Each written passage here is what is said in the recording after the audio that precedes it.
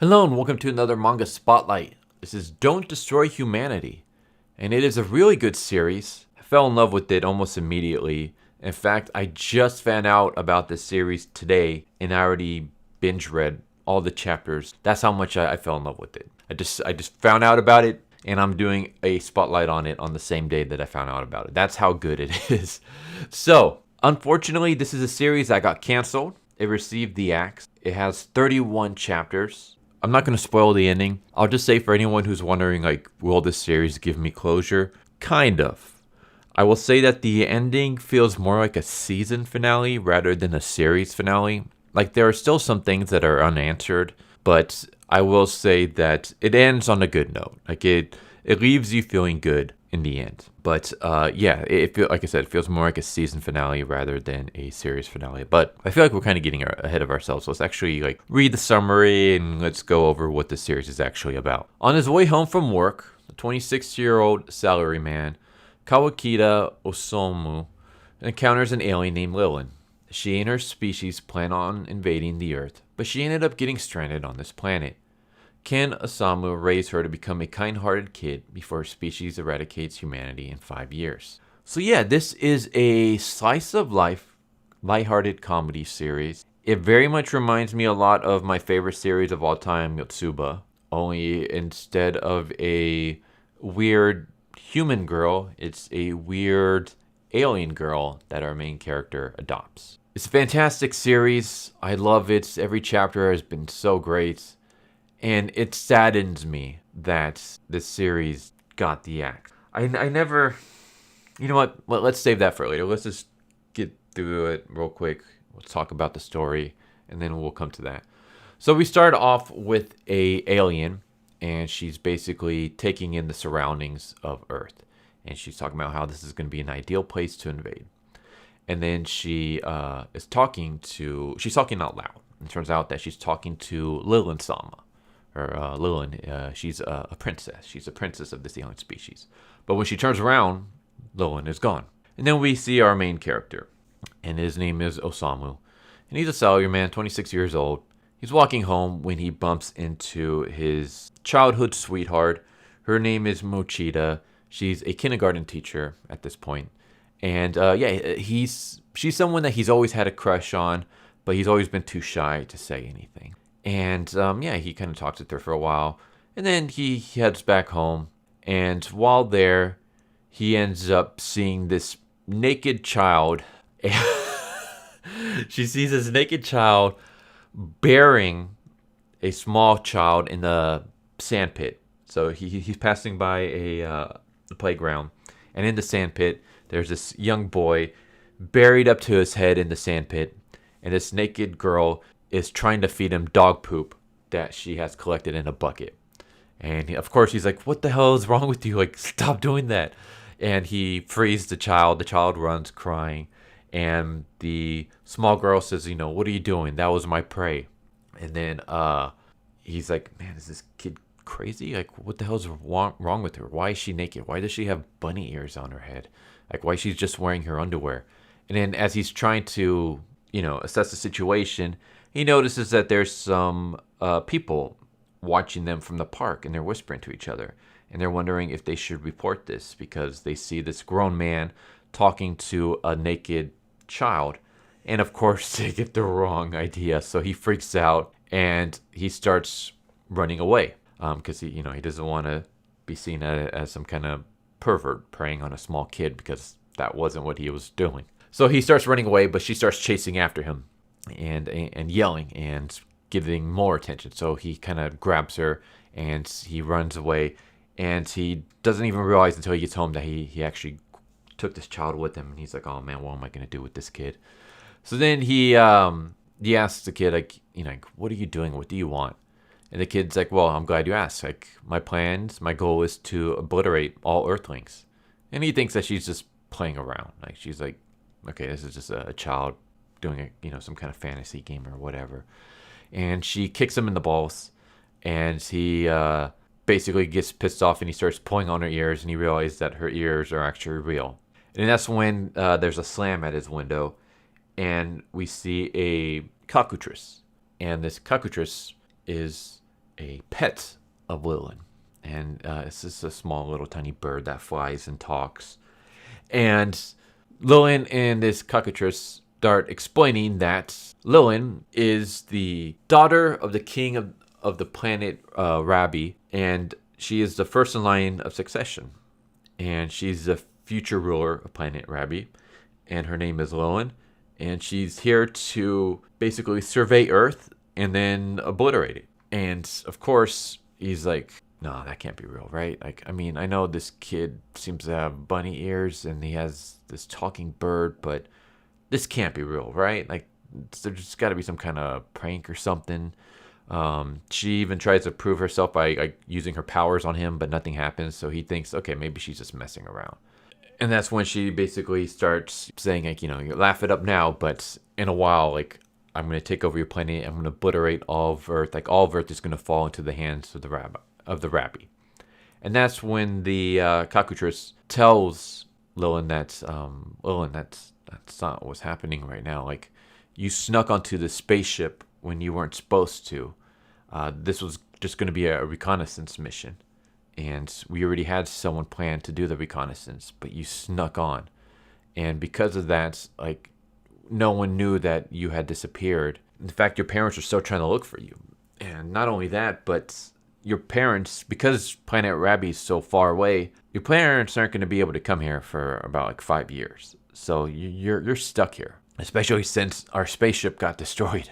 And so, first off, that kind of begs the question, if it takes 5 years to get here, how is it that Lilin hasn't aged since she got transported? Is it some kind of like stasis or something? I don't know. It's never really explained. But basically, Lilin is stuck here for 5 years. And of course, she starts crying. Like, she's upset. Like, she's stuck on this planet all by herself. And she starts throwing a temper tantrum. And as she does, her powers go crazy and starts destroying the apartment. Like, basically all the items in the apartment start levitating and start spiraling into this like tornado of items and starts whacking and making holes in the walls and the ceilings. And finally he's able to convince her to stop. He, like, you know, makes funny faces and stuff.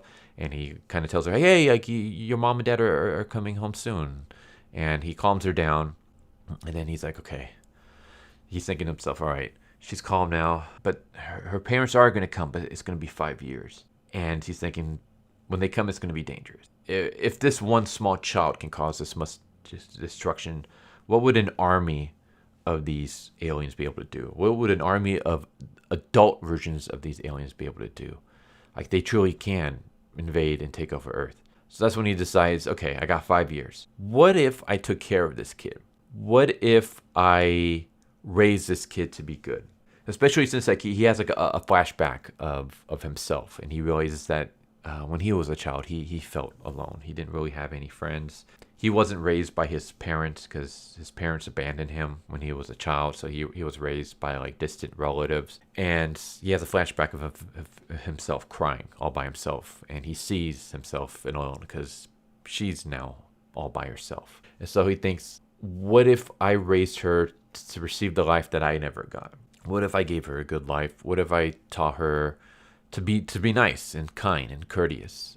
Maybe by the time her parents show up here to pick her up, maybe she'll be able to convince them to not destroy Earth. So that becomes his goal at first. So at first he takes her in just so he can raise her, you know, to be kind and stuff like that. But then eventually so later he falls in love with her. Actually, let me rephrase that, because when I say falls in love, that has a romantic connotation, and we don't have that whatsoever, thank God. He starts to love her as a daughter, and she starts to reciprocate that. So we go from this relationship of this young man who has always been by himself, who is shy, nervous, isn't really the greatest at anything, and now he's thrust to try to save the planet by taking care of this small child. And she starts loving our character. She starts seeing him as a father figure. When she was raised, she's always been pampered, and everyone always kind of treated her like she could do no wrong. They spoiled her rotten, but because of that, they never really saw her for her. They always saw her as the princess, as the next in line. They were basically a bunch of yes men and ass kissers.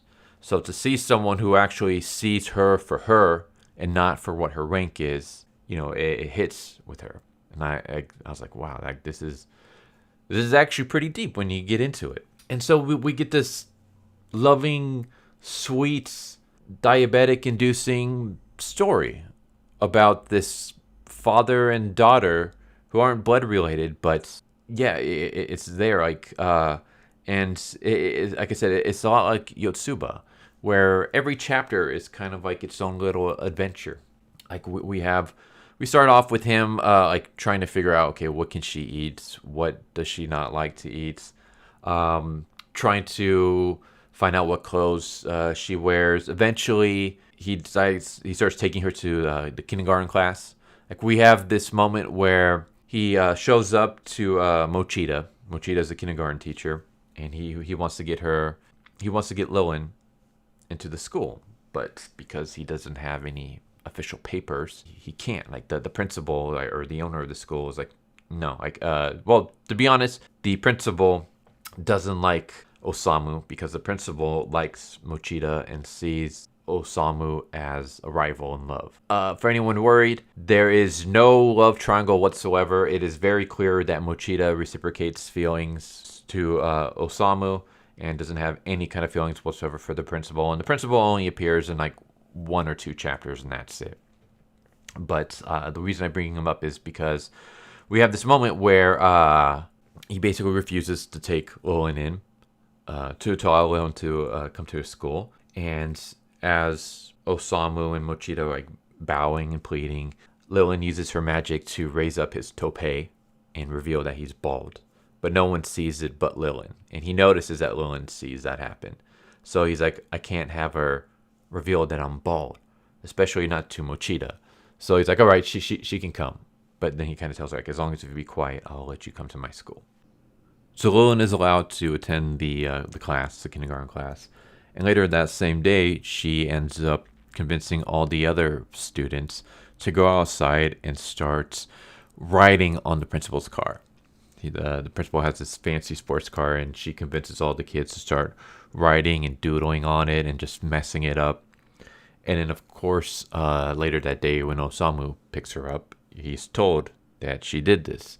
And he's like upset with her and stuff. He's like, why would you do this?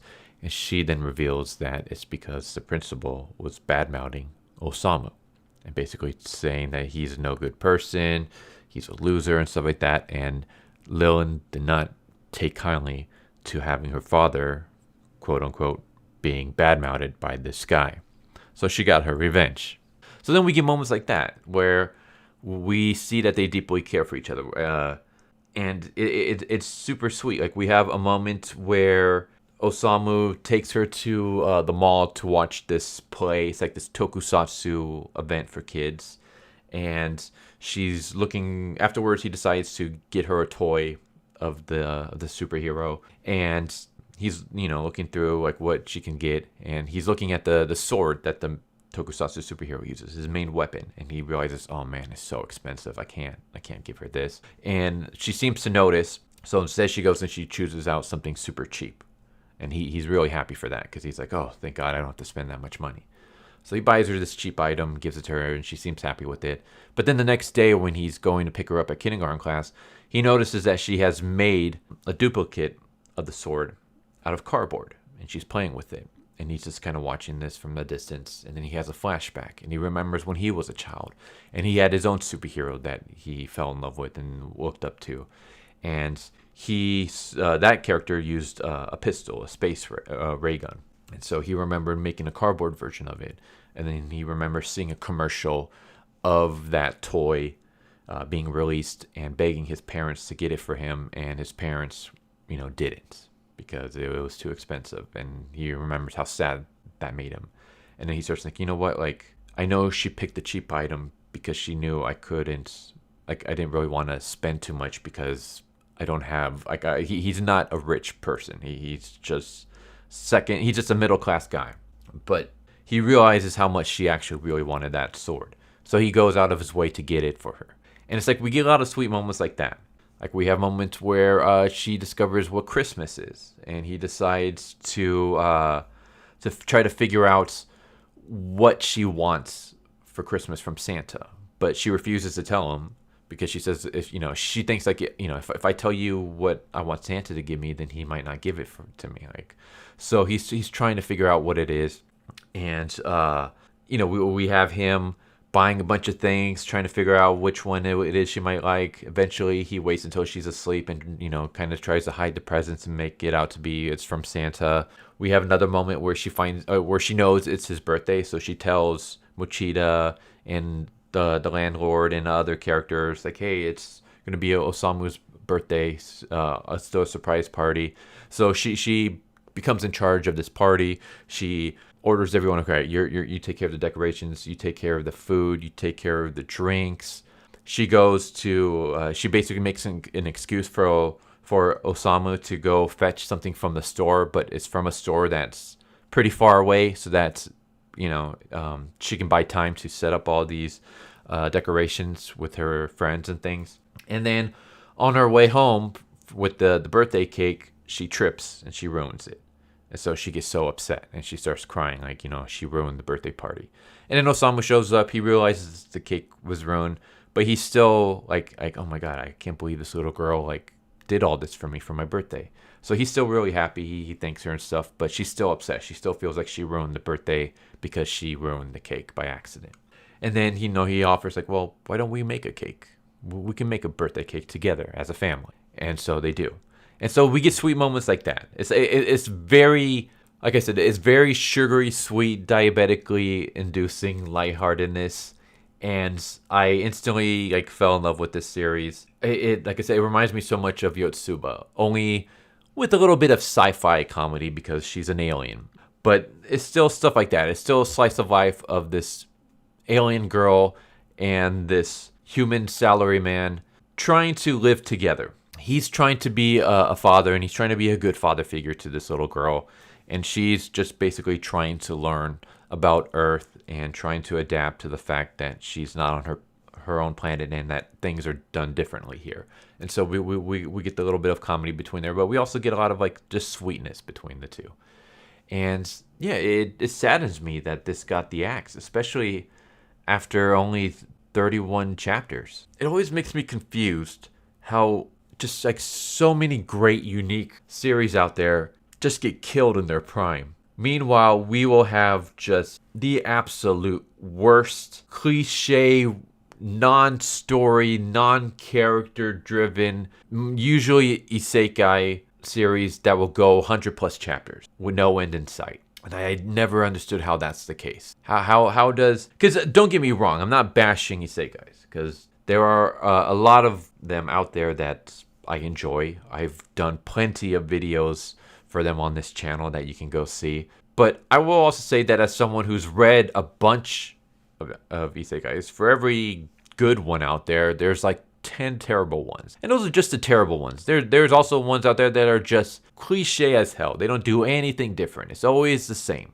Like as soon as you read, like if you've read enough isekais, you can already tell where the story is going. There's nothing new. It's the same old, same old. Yet you get stories like this, which this isn't, like I said, this is nothing new. Like we've been here somewhat similar before. We have Yotsuba. Yotsuba is not an alien, but it's kind of similar. You have To Love Ru, which has an alien trying to adapt, with the human, living with the human. Though that one is more of a romantic comedy than, a father-daughter figure. It's a father-daughter relationship. But you have Beelzebub, only instead of an alien, it's a demon. And that one is more action because that's a shonen series. But yeah, like this isn't like, completely new, but it's still unique. It's not like something that you see all the time. And it always saddens me. It always saddens me to see unique comic series, manga series just get the axe when, I don't know, to me this is awesome. Like I absolutely love this. This is something that's if they came out and said, we will give this series another chance, but we need a certain number of sales for this final volume, I will go and I'll buy the Japanese volumes, even though I won't be able to understand them whatsoever, to try to support the series to keep it going. This is something I would buy day one if it was officially English. It's funny, like I've had conversations before. This is a little off topic, but kind of on topic. Like, what would you do if you won the lottery? Like, if you became a millionaire. Like, let's say this channel ever grew up and I became like the next Mr. Beast. It's never gonna happen. I mean, it'll never happen. But let's just say luck shines on me and this channel grows so big that I become a millionaire, multi-millionaire. What would be like one thing I would do? I wouldn't buy mansions. I wouldn't buy fancy cars. I wouldn't splurge money on anything like that. I'll just, as long as if I have a single story, small house, I'm fine. A car that can just take me to the store and back, I'm good. What I would spend my money on instead is I would track down some of these mangakas, some of these manga artists and writers, the ones that had series that I absolutely loved, that got the axe. And I would say, hey, I loved your series. I want you to continue it. I know the publishers put the axe to it. How much would I need to pay you to keep the series going? Like, it doesn't need to be published. I'll self-publish it. I'll create a publishing company and I'll publish it myself. How much would it take for you to keep the series going? This would be right up there as one of the first ones that I would go to. That's how good it is. I absolutely love this. On MangaDex, this has a 9.22 rating, which is really freaking good when it comes to a series, because a lot of series that I read will have like 7s, 8s, 6s. If it's like this terrible stuff. Actually, if it's the terrible stuff, it'll be like 5s and stuff. But yeah, 9.22 is really, really freaking good.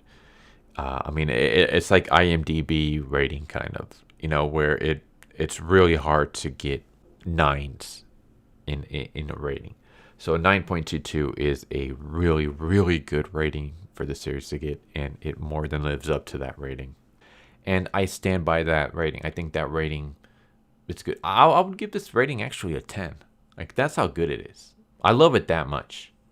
I've never given a comic book ever a 10 out of 10. This manga, I'd give a 10 out of 10. It's that good.